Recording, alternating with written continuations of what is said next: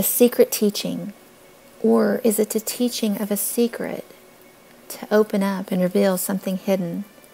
Yeshua Jesus spoke oftentimes in parables, and he would reveal things in secret. Why? Because they're secret understandings. They're secrets to life. What did he say about love? When a man and a woman unite in marriage, their personal union draws its power from the cosmic marriage that underlies the whole of existence, the bonding of the divine masculine and feminine energies emerging from the Creator's infinite light to generate existence, a world, and life itself. Indeed, the entire blueprint of the spiritual infrastructure of creation is modeled on a male-female dynamic. Masculine lights unite with feminine vessels. Masculine wisdom unite with feminine understanding. Male holiness unites with female eminence, and so on and so on. On each level, masculine and feminine energies unite and give birth to the next link in the chain of spiritual worlds that channel and flow of the divine vitality into our world. This male-female dynamic pervades every level of existence. The relationships between spirit and matter, heaven and earth, God and his people, soul and mind and body and heart. All of these are marriages in which the coming together of contrasting forces results in the creation of life on every level. The significance of this correspondence is twofold. On one hand, from my flesh I perceive God, Job 19:26. We can use our relationships as metaphors and models through which we can better understand the divine reality. This works in the reverse as well, because we know that human relationships derive from the cosmic marriage of God and creation. Studying the mystical understandings, we can scrutinize these divine processes that allow us to better understand the foundations of our gender differences, how to bridge the gender divide, and how to become better in relationships and better in actualizing the tremendous potential within this deeper understanding. What is love? Love is a paradox. It's many paradoxes. It is the most altruistic and the most selfish of human emotions. It's the most giving and the most fulfilling, the most spiritual and the most physical. It's the most natural and the most irrational, the source of our deepest pleasures and our deepest agonies. We call it an emotion, yet love is so much more than a feeling. Everywhere we look, nature, human society, physics, the giver-recipient equation is the very math of existence. Yet the math doesn't add up. 1 + 1 never equals 2 in unconditional love. 1 + 1 = 1, and it also equals 3.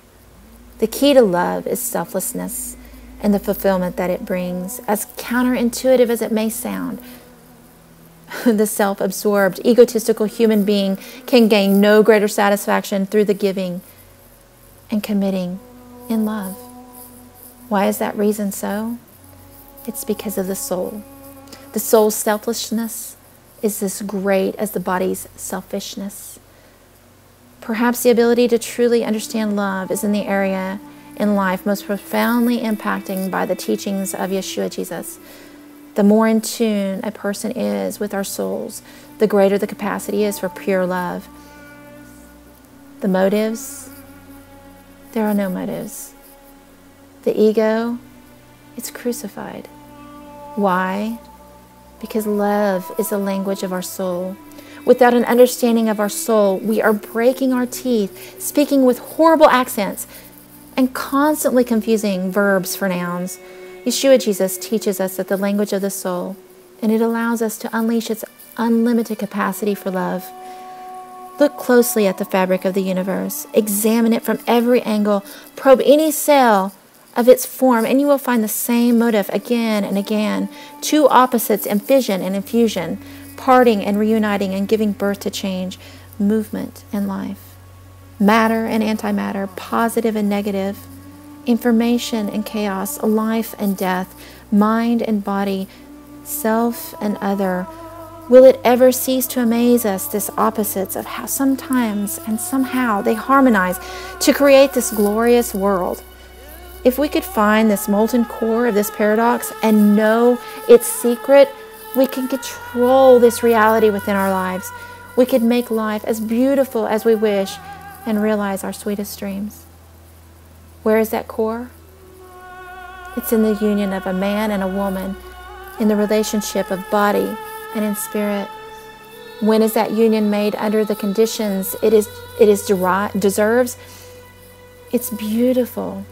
Those right preparations and this mindful focus, it waves, ripples outward through substance and reality. There's no facet in the cosmos that is left untouched, unaltered. Every voice in the creation resonates in the unison as this orchestra plays back this soloist melody. And so the lives of man and woman, their children and their children's children, are filled with the music of the heavens down here to the earth.